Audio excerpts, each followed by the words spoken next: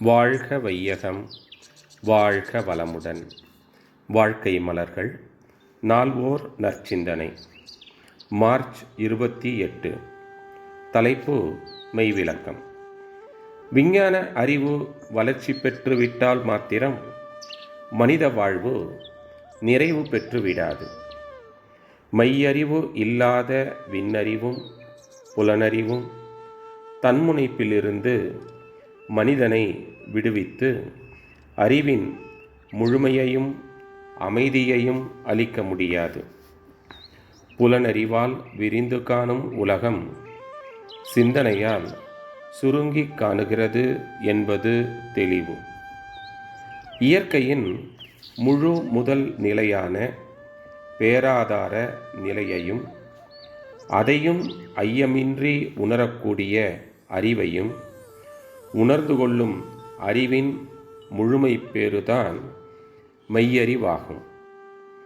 புலனறிவால் பல கோடி தோற்றங்களாக காணும் உலகம் சிந்தனை அறிவு எனும் விஞ்ஞானத்தால் வெளி விண் அறிவு என்ற 3 பொருட்களுக்குள் சுருங்கிவிடுகிறது.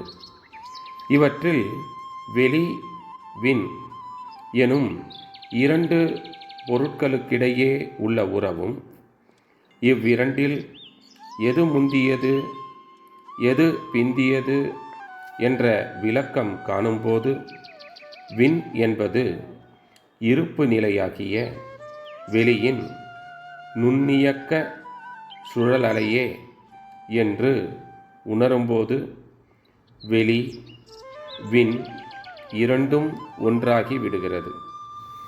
அகத்தவத்தின் மூலம் அறிவு ஒடுங்கி முழுமுதற் பொருளான இருப்பு நிலையை அறியும் பேறு கிட்டும்போது அக்காட்சியில் அப்பேராதார பரம்பொருளில் அறிவு அடங்கி உறைந்து ஒன்றுபட்டு அதன் தனித்து இயங்கும் செயல் ஒழிந்து இருப்பு நிலையாகி விடுகிறது. இந்த அனுபவமே மெய்விளக்கமாகும். அருட்தந்தை வாழ்க வளமுடன். தொடரும்.